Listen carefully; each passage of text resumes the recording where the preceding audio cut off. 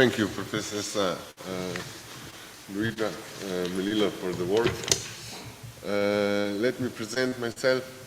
I'm Aleš, and for Pegaso I'm working as an expert and researcher.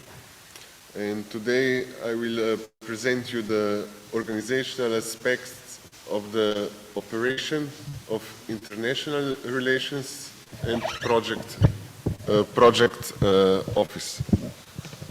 So if you have any questions during the presentation, of course you can interrupt and ask, but I think that also at the end there will be still some place for discussion. So first, the basic. So what is the role and what is the purpose of the International Relations Office, and what is the purpose of the Project Management Office?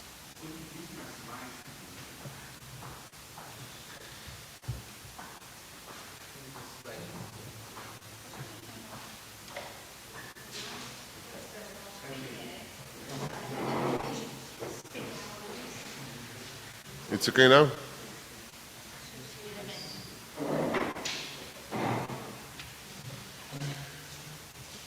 Okay, the basic thing is, of course, these offices can differ in, let's say, size, name, number of employees.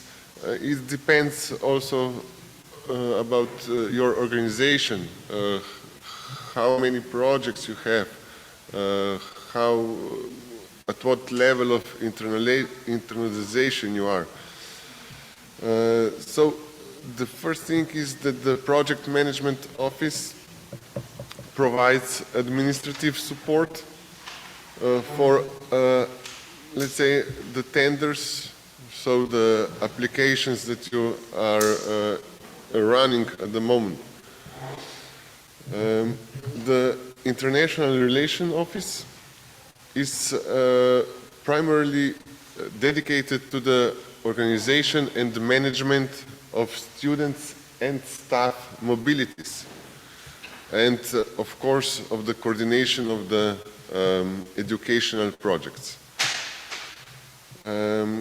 So this international office also takes care of maintaining and developing international relations. So let's say coordinating and taking initiatives for new collaborations with foreign partners.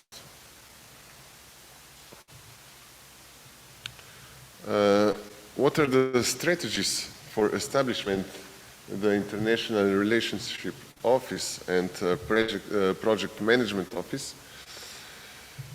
So before the establishment, we have to ask ourselves a few questions and find the answers on it.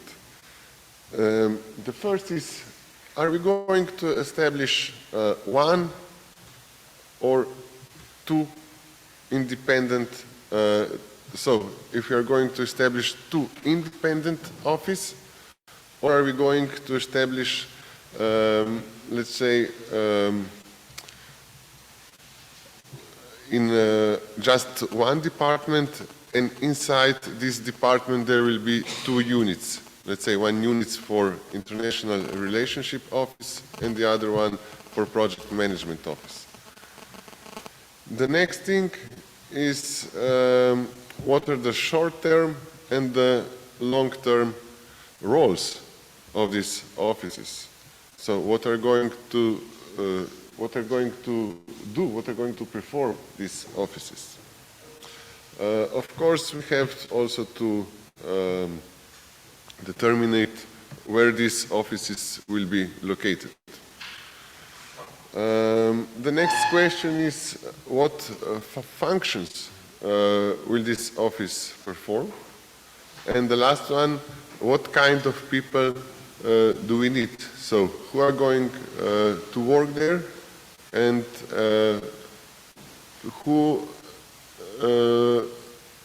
what kind of people are we going to hire? So what competencies do they need to perform these actions. Any case, if these offices are already established, we have to ask ourselves how to redesign the existing offices.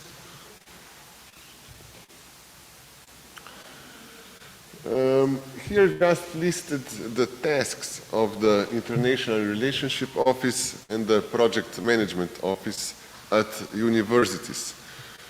Of course, they can differ from university to university.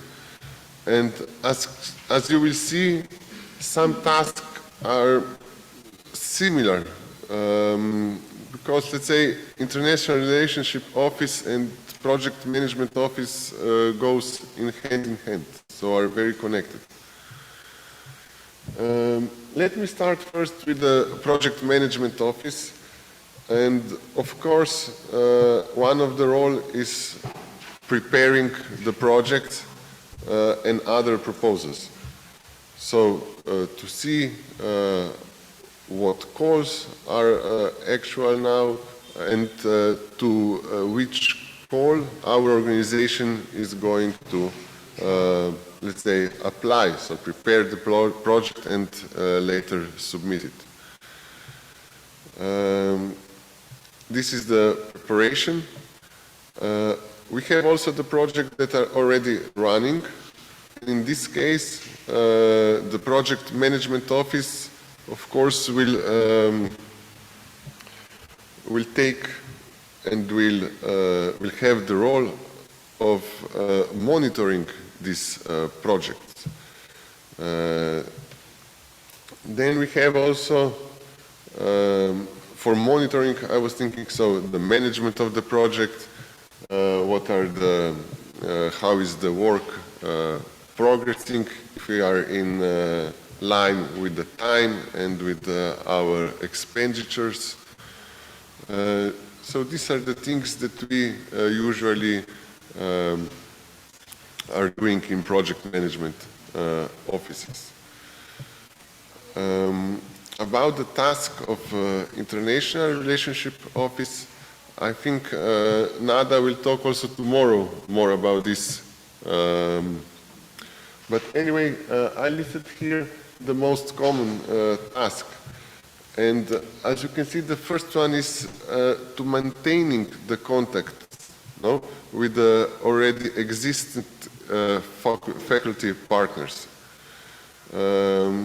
Also, one of the very important tasks is to conducting new bilateral agreements.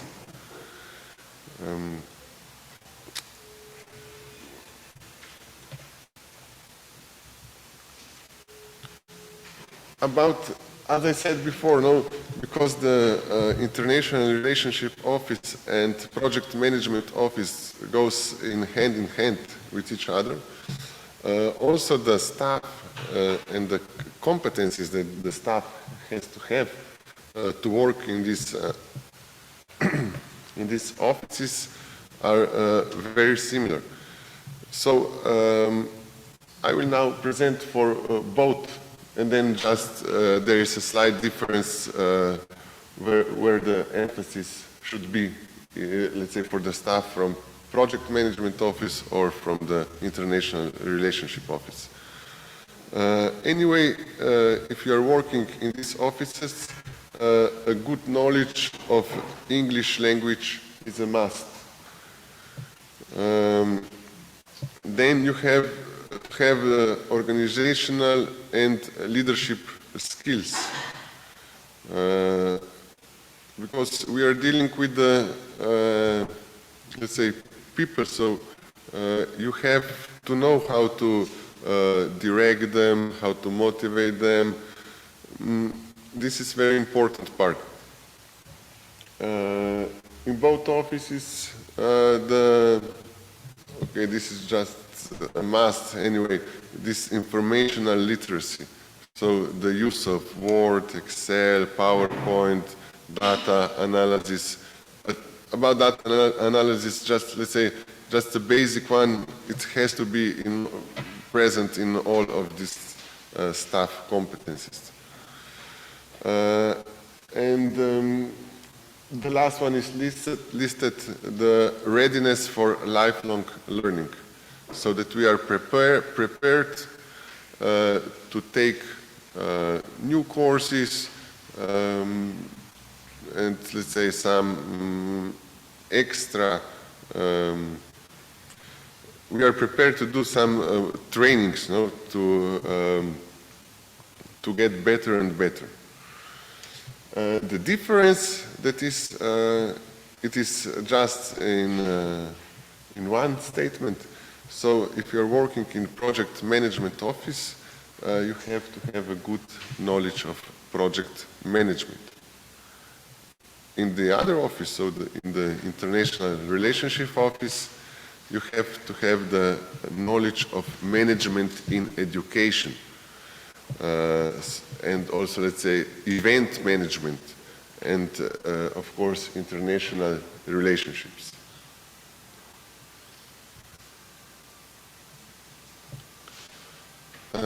About the work of International Relationship Office, the main instrument for work is international credit mobility. So we are talking about a promotion and organization of international mobility of students and also employees. And we have to have in mind here that this can be a domestic or foreign exchange.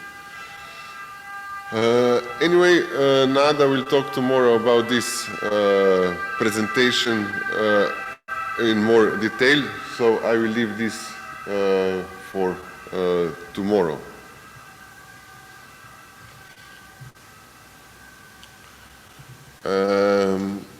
For today, let's say, I will present more in detail the work of Project Management Office.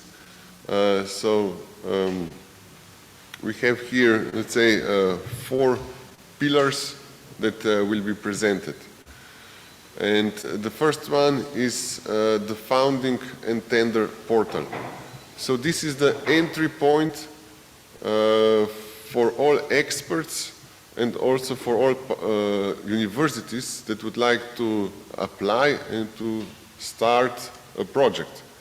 So this is the entry point that is managed by the European Commission and also other EU bodies. Okay, on this portal you have the possibility to look about project opportunities. So what calls, so which tenders are opened at the moment, what is the deadline for the submission. You can also see which projects were selected and also which projects are currently running in the field that you are interested to research. Once you have a project on this portal, you will have also to report. So this is also an entry point for the projects that are running, so for administration and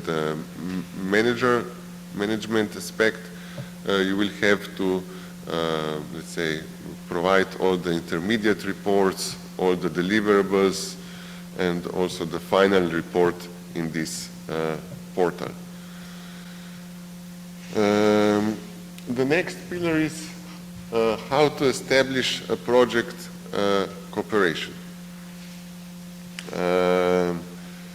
So, of course, I stated here a few questions that we have to find the answer before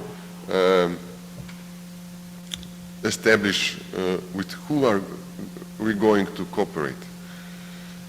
So the first one is what do you need from the partnership? So what are you looking for? Let's say what kind of competencies would you like to have from partners? The The next thing, what is also very important, what kind of organization are you looking for? Many of projects have, let's say, a condition, so criteria that must be fulfilled is, let's say, how many partners has to be involved and what kind of organization they have to be. We are talking here, is this, let's say, a university, or this is a NGO, or is this small or medium enterprise? And you have to fulfill this criteria if you want that your project proposal can be submitted.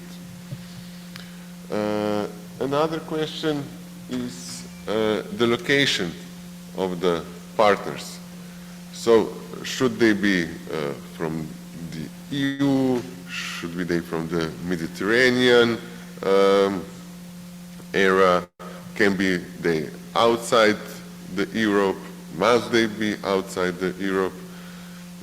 So you find all this information in, let's say, this call or tenders.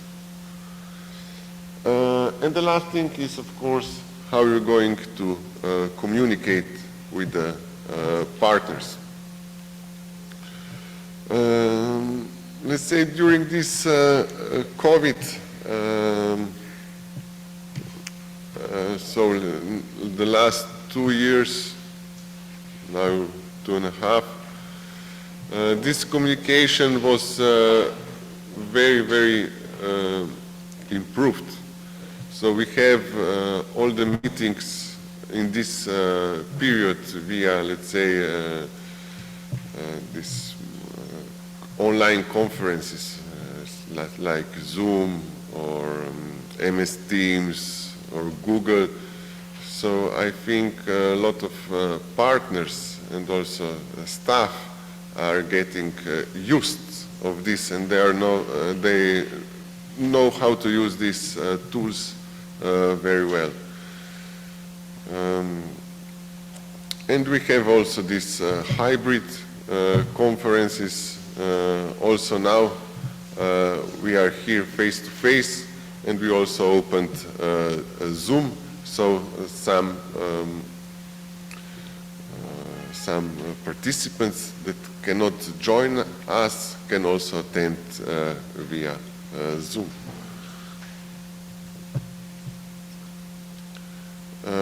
The next pillar is project proposal development. So writing the proposal for EU funding is a high-profile job. And I say it here that this is a really tough job and time-consuming. You must know that from year to year, the competition for all of the action is very, very high. And also from my experience, I can say we have very good proposals with the scores, with the score that with more than 90 points of 100, no? And we were not selected. Because, let's say, it was the point of selection was 95, which is extremely high. You know? For one proposal, more than 1,000 submissions arrived to European Commission, and only 50 were selected with the rate, as I told you, with more than 95%. That is really, really high. So all the proposal, the person who is writing has to be, how can I say, write perfectly. So you have to develop the implementation of the project. You have to have very good team inside your organization. And also the project consortium has to be, let's say, connected and to, I don't know if the word improve is right, so to improve each other, so if something is missing at one partner, the other partner has these competences. Okay, and the last pillar is so how we prepare the project proposal. Here are listed the steps, and the first one is to analyze the problem, so to collect information. And when we analyze the problem or we collect this information, we have to identify the problem. Because identify the problem and then to see what are the objectives of our project, who are the stakeholders, what is going to be the impact on the stakeholders. And the next step is to prepare the logical framework. So this will give us the answers to all our questions about why, what, and how, and also about who, where, and when. So with this logical framework, we will know when and what are we going to do.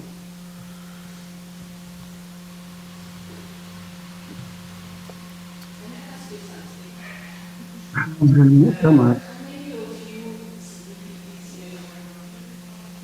بعثت لك المؤتمر والمؤتمر.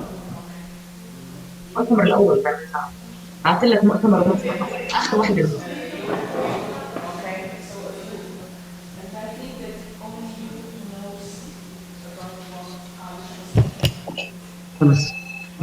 خلص هاي ملتقى الإبداع الثالث. بنعدل.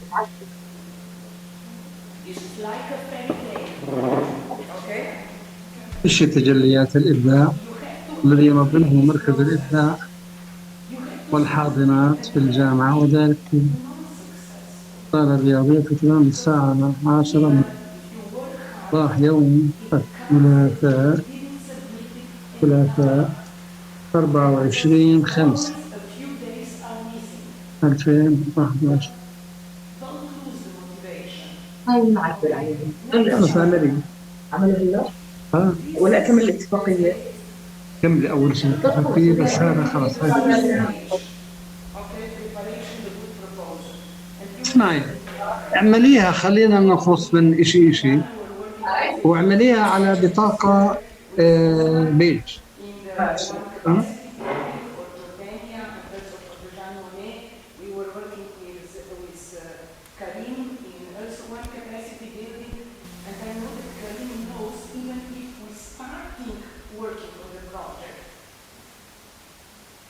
More than 1 year ago, okay, on the idea of the proposal, we were counting the hours at the end. The minutes,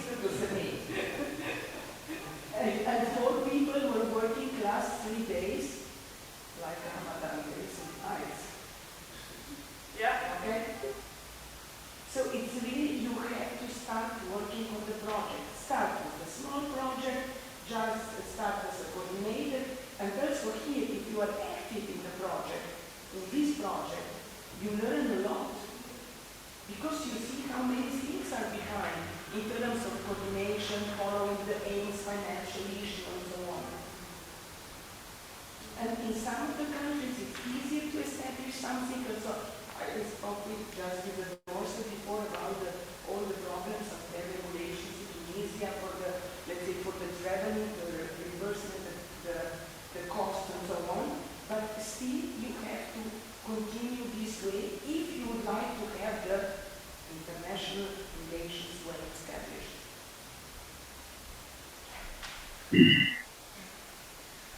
So you know that the people are not doing a lot of the projects, okay? Maybe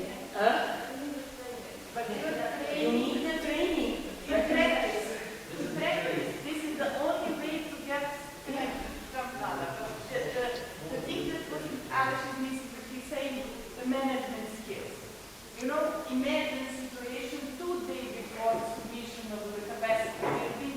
We realized that all calculation of the staff, it wasn't the day cost, but monthly cost.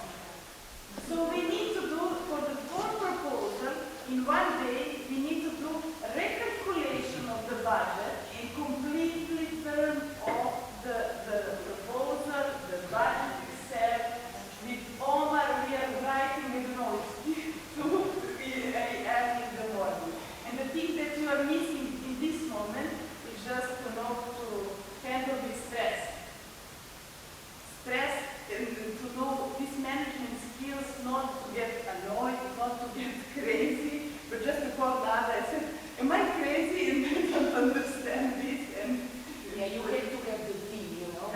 If you don't have the team, Aleš said, let's say, that the team that is working has to learn one from another, has to support, okay? And me and Anna, for example, 10 o'clock, 11 o'clock, because I'm also working, let's say, in the night, okay? We call each other, please go on the Zoom, okay?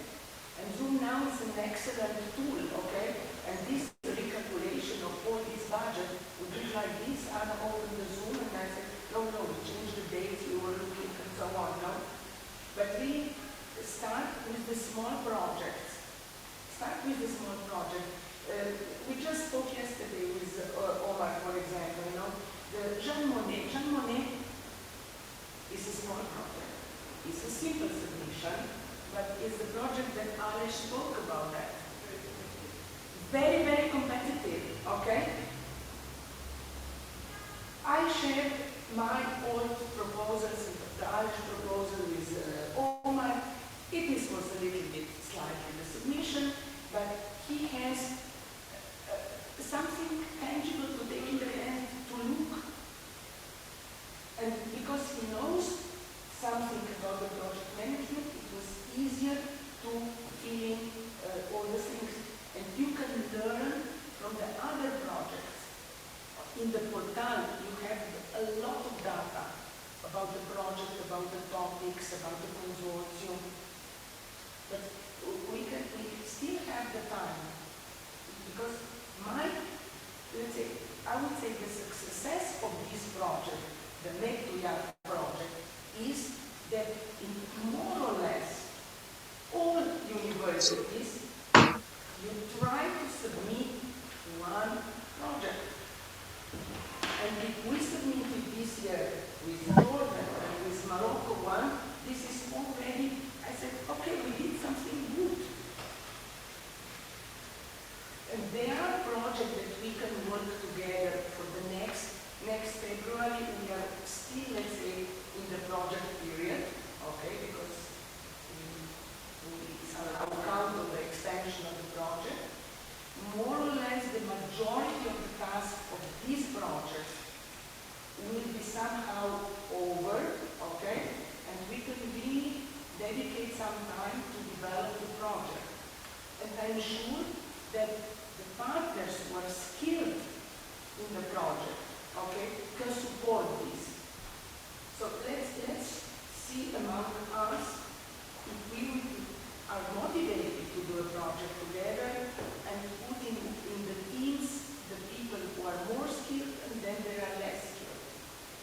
And work together. I don't know, I know that I tried to stimulate DORSA for the virtual exchange, but I didn't have time to, let's say, to go in all, but maybe in the virtual exchange we can do something.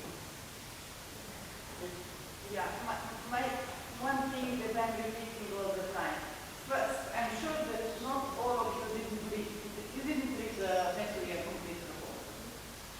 I'm sure that if I start going now, you are not reading. If you don't read, you will not cover knowledge.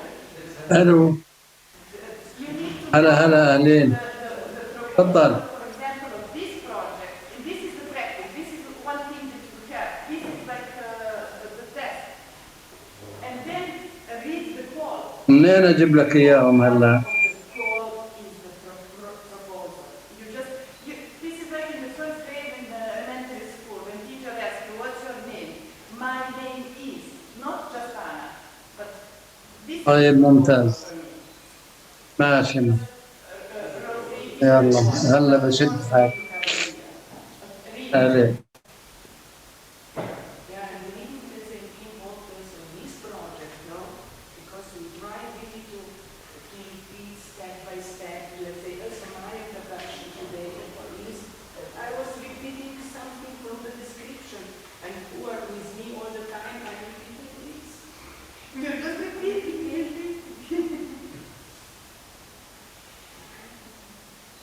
Okay, let's. Okay, thank you for this interruption. Yes, as Nada and Anna said, it's very important to read the call because also the evaluator later, when they will evaluate your project proposal, they will go and see if you have answered all the questions that were raised in the call. So it is very important that you use the wording that is in call and that you, let's say, read and study the call and then you go, you proceed with the writing of your project application. Okay, I have just a few minutes more of my presentation. We will talk about the management of the project. What is the work of this project management office?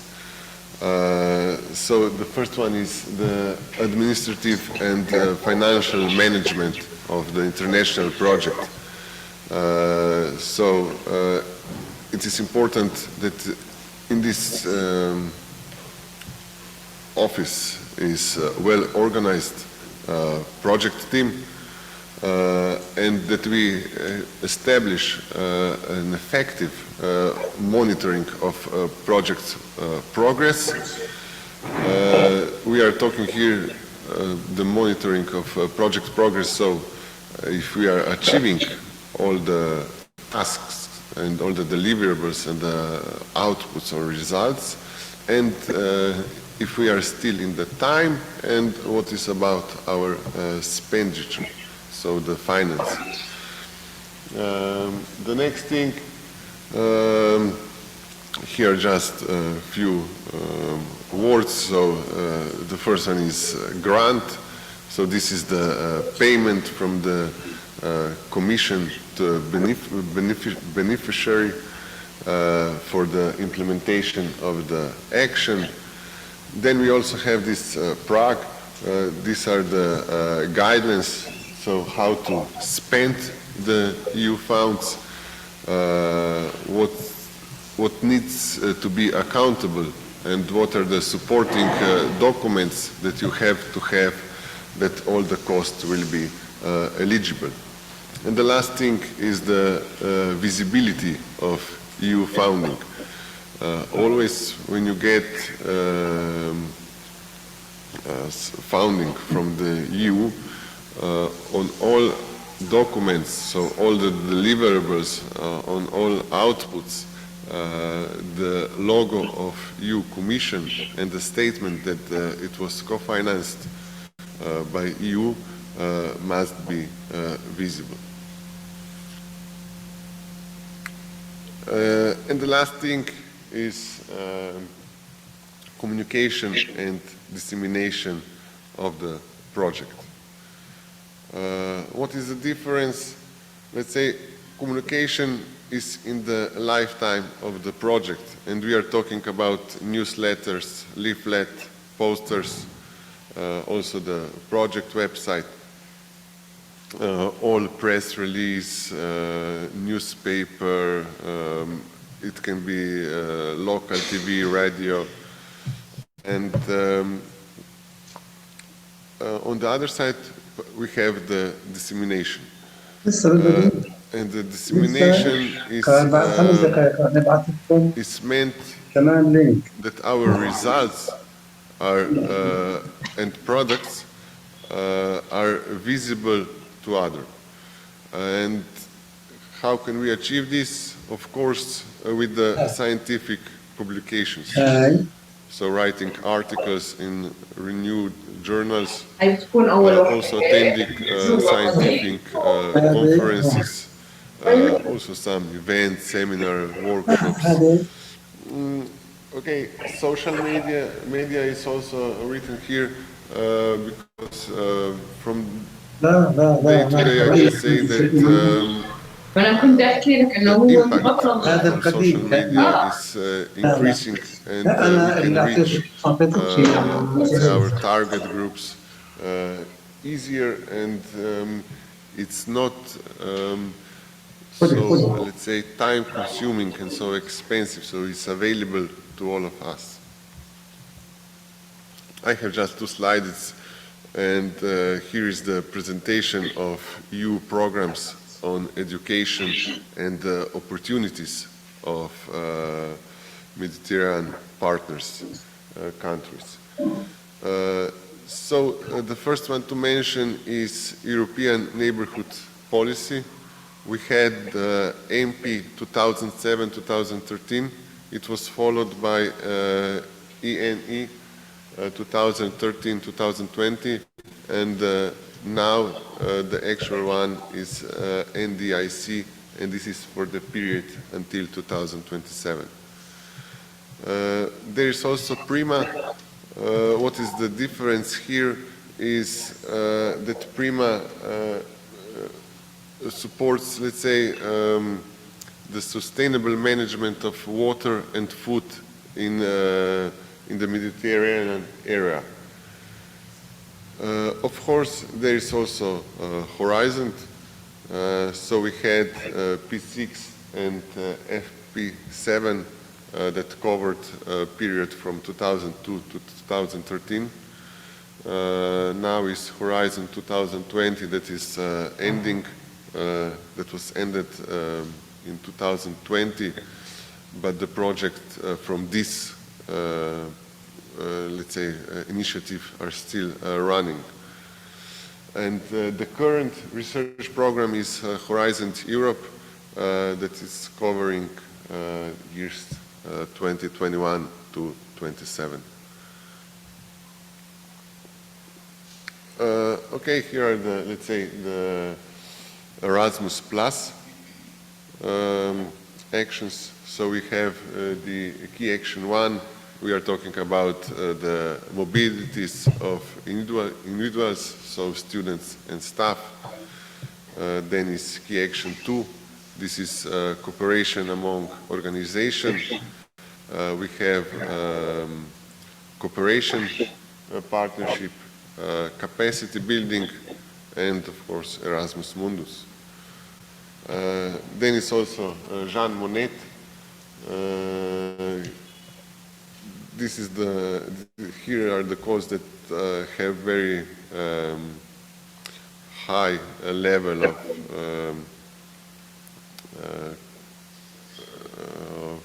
competition.